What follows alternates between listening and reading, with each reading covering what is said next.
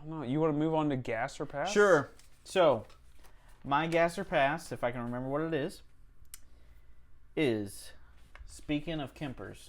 Okay.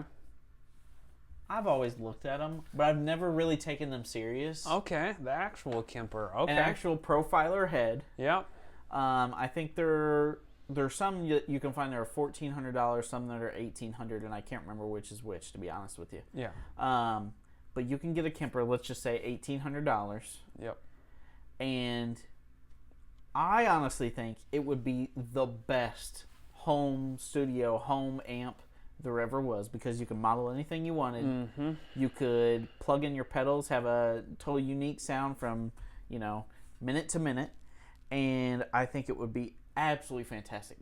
I would think it would be a nightmare trying to do it live, just because I haven't messed with those, so I don't know. Like, is this like a Boss Multi-Effects where the volume just jumps like crazy? Right. Like, I don't know how it works. Yeah. I've never played one, but I've always been interested in a Kemper, and I think for home usage, it's like the best thing that you could probably get. When you say that, are you talking for like bedroom practicing, living room practicing? I'm talking about... Or like studio? I'm talking about studio, just being inspired at home. Oh, so gross. I really do think it would work great. Yeah. Now, is it something, like I said, probably not something I want to take to a gig. Yeah. With that many knobs, that sounds like a nightmare waiting to happen. Well, ideally, you get your presets and you're done. You get a foot controller for it. Ideally. Yeah. But I also know my luck. Yeah. And I'll accidentally bump it off the cab or whatever it is. So. Yeah. Anyways, curious. What are your thoughts? For $1,800? $1,800. Is it something that you're interested in? Because to me, it's yeah, for sure. And it's a complete no way for me.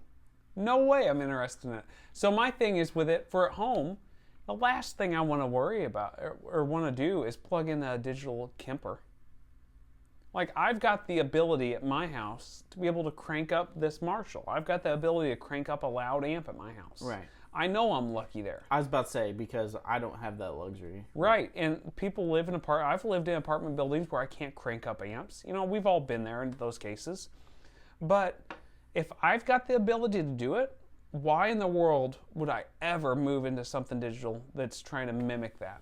I can understand the idea of maybe having different amp models to play through and all kinds of different things. But for me, that's less inspiring most of the time, because I twiddle with knobs and I'm just trying to find sounds all day, versus if I've just got one really great sound that I'm plugging into, an amp that does one thing in particular amazing. I'm not saying it's going to... That's it. I'm not saying it's going to replace that, because right. I still will have amps. Don't get me wrong. Yeah, I know. I just think it would be a great tool in the arsenal.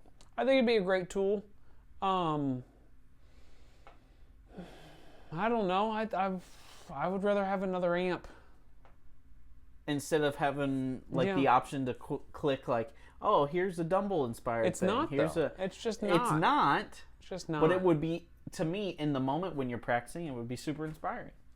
Yeah, it would be inspiring in the moment when you're practicing, probably. But I don't know. And maybe I'm being silly here, but I feel like I'm past that working for inspiration for me. Like, the idea of clicking a button and trying to get like a different sound, almost like playing into my pedal board and trying to get a bunch of different sounds with that, I kind of feel the same way about. Like, it is not super inspiring a lot of times for me to do that whenever I'm sitting at home to play more. I just want a simple sound and to be working on whatever I'm working on at the time. And I think it would be giving me like a paralysis by analysis type situation, where I'm just not able to pick anything.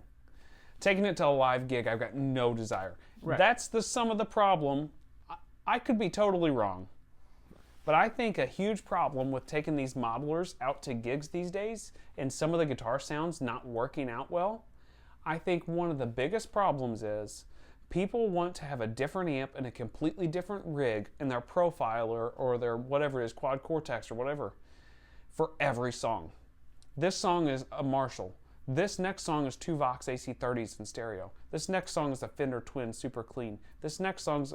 The problem is, like, whenever you're trying to EQ that out front of house, you've got to change the EQ for all that stuff. You can EQ it as much as you want on that profiler and stuff, but they've got to change that stuff. And when you're jumping from amp to amp for every song, they're having to adjust all that stuff. If you're going to do that, you kind of need to pick out like 2 or 3 amps and like only use those, I think. I think that's a huge problem that people fall into, and a trap people fall into with those modelers. I think you're going way into left field. Yeah. Gas or pass for a Kemper. It's a pass. And I think it would be really cool to have one, at least as a tool. And you know what? I just think of when I was growing up, I played those Line 6 Spiders, and I had fun twiddling with those knobs. Tell you what, I want a Spider just as much.